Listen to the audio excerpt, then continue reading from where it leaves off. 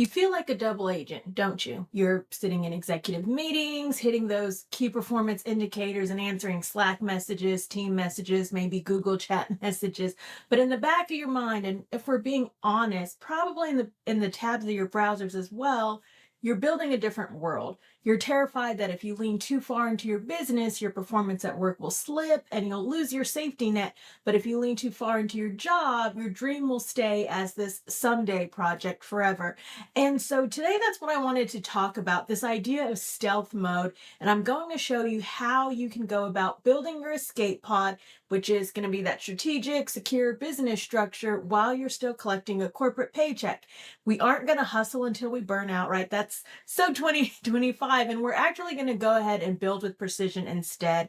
And these are some of the phases in the escape framework, and it starts now. And when I was thinking about this, it really was this idea of how do you balance, right? Like those moments when you're thinking about what it is that you want to do next, creating what that looks like. It tends to happen simultaneously before you're ready to fully make that jump. So how do you balance that? What does that look like? And wanted to deep dive a little bit in that today. So I would say that probably the biggest lie in the entrepreneurial world is that you need 40 hours a week to start, right? And so when people hear this or they're thinking about this, or maybe it's sitting in their mind and somebody's told them it before, they're looking at their week and they're saying, how am I going to put 40 hours to my corporate job that's bringing in a paycheck? And how am I going to put 40 hours each week into this entrepreneurial venture and trying to start something new? And honestly, if you are a high achiever, you probably already do 40 hours of work in about 15 hours of actual focus time, right? That's just the way that your brain works. You're able to lock in, you're able to get stuff done, and the rest is really just that corporate noise, right? Those meetings, that back and forth. The big phrase was those meetings that could have been an email, things like that. And if we think about it, if we want to build in stealth mode, you don't need more time, you need more protected time. So, what do I mean by this?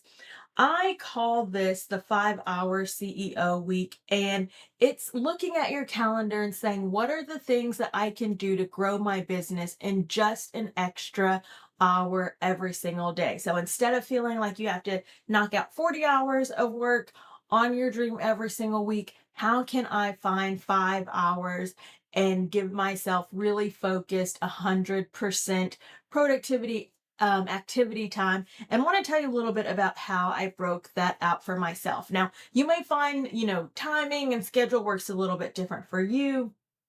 Perfectly fine, but wanted to tell you kind of how I looked at it as a jumping off point and hopefully something that'll, trigger some thoughts in yourself and maybe give you some options and ideas to play around with. So, excuse me. I look at it as, I guess, like three different pieces of time. So there's 1 hour of time that I dedicated to deep strategy. And for me, this was Sunday night, right? So, like, even now, Sunday night is when I take time and really strategize and think about what do I want the week ahead to look like. So, taking that time, Sunday night, maybe it's Monday morning, whatever works best for you, and taking some time to really think about, not necessarily actually doing things, but this is you're deciding, right? You're deciding who's your audience, what's the offer, what is it that you're going to be doing, what's your focus going to be. And this is all around strategy in this 1 hour block of time. And then I had 2 hours that I utilized and kind of had reserved every single week in what I liked to call this idea of like core creation, right? Setting up anything that needed to be done from a legal perspective, banking perspective, infrastructure. What were some of the core facets that I wanted to include? And for me, I did this on Tuesday and Thursday mornings. So again, it's going to be a little bit different. Everybody has days that they work best or that they, maybe don't work as well just because of everything that's going on. But for me, Tuesdays and Thursdays were the days that I had to set aside for core creation. And then I had 2 hours every single week where I really thought about what were the things that I wanted to sell, what did I want that to look like, how was I going to best serve my clients.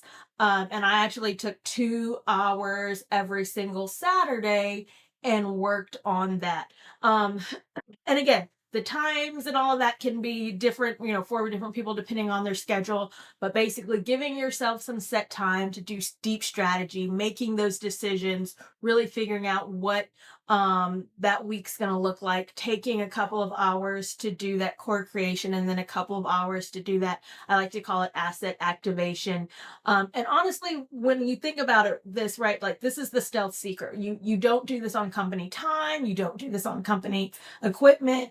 And I would encourage you to keep like this really strict integrity wall between like your 9 to 5 and your 5 to 9, as people like to say. And when you're at work, you're 100% there. You're giving them 100% of your time, your energy, and creativity. But the moment that you log off, your brain belongs to you, right? This is where you get to focus on your future state and the things that are important to you and growing your business and really, really pushing ahead. And within that too, like I would really encourage you to think in the terms of, most people, they think that they need a, launch a website to start. And my encouragement is think about it in terms of validation. The main thing that you need is validation. And when I say validation, this isn't necessarily like, a long list of people cheering you on. It's you taking the time to understand, is this something that people are interested in, would want, and would be willing to pay money for? And the best place to validate your business idea is actually in your current professional network without ever mentioning that you're starting a business, right? So, excuse me, one of those hour blocks that we're taking where we're thinking about from a strategy perspective, we're taking time to identify the problems that you're equipped to solve. And honestly, you're surrounded by people with those problems every day. And I would encourage you, listen to complaints in the break room, pay attention to the gaps in your current industry solution, lose your LinkedIn to share thought leadership, not necessarily always just business pitches. And by the time that you're actually ready to launch, you won't be guessing if people want your offer, right? You'll have months of this, stealth data that you've already collected, that you understand. And it gives you the opportunity to build a pod based on the exact specifications of the people who are actually going to buy it. So when I left my corporate venture and I started off my first foray into entrepreneurship was in this idea of leadership. And I did a lot of leadership coaching, a lot of leadership development, and all of that came directly from this. Everything that I built came directly from listening to new leaders and hearing the things that they said that they wish that they knew day one. This came from listening to people who were trying to promote further into leadership and saying, this is the feedback that they were getting when they were interviewing and being told no, right? Like you have this gap or that gap.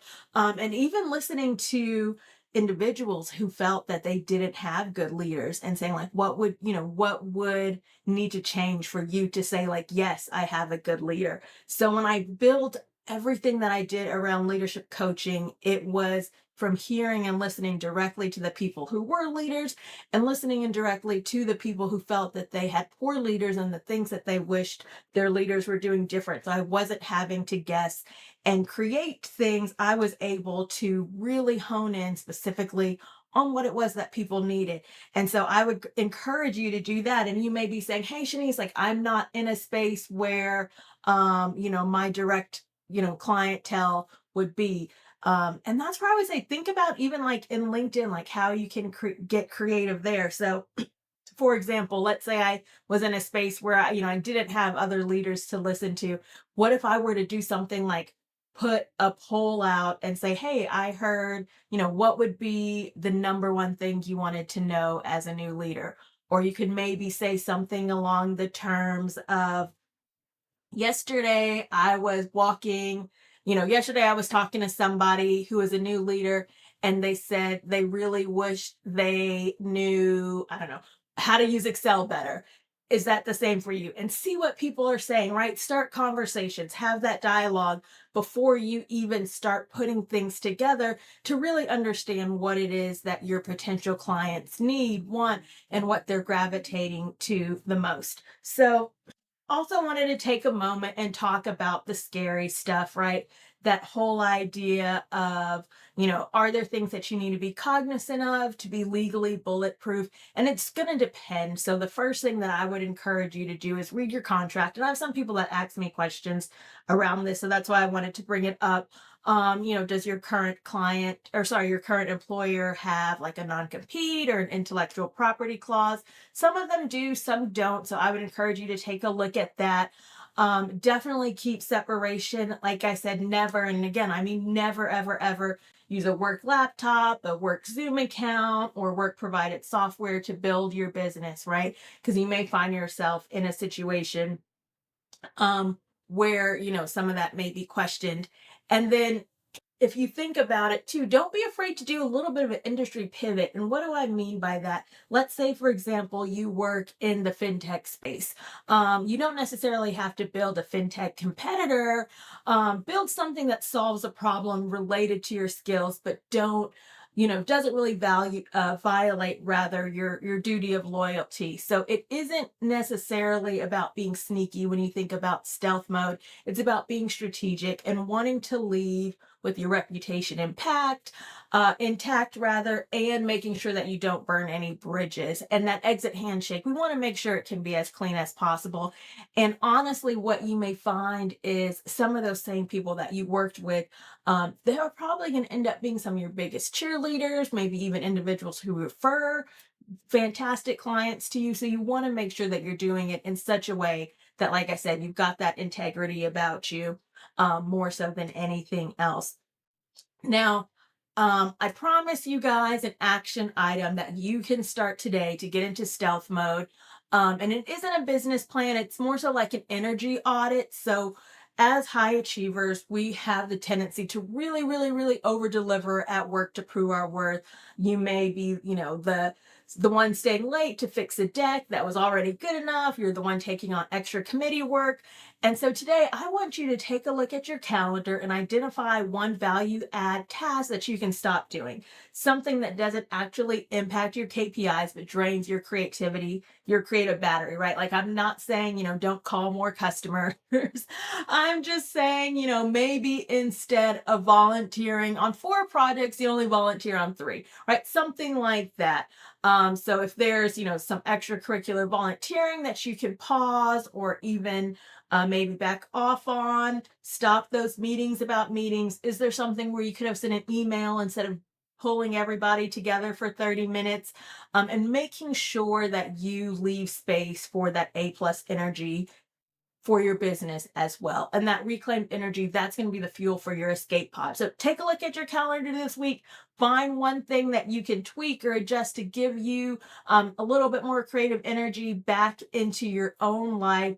And remember, guys, like building this in stealth mode, it's going to be a marathon. It's not a sprint. And it really is about this idea of, quiet, consistent moves you make when no one's watching. And if you're sitting there thinking like, Chenise, I've got the energy, but I don't know the exact steps to take, send me a note. Would love to have you as a part of our 5-day challenge where we walk through exactly what this would look like for you specifically, and your goals and your focus and your dreams.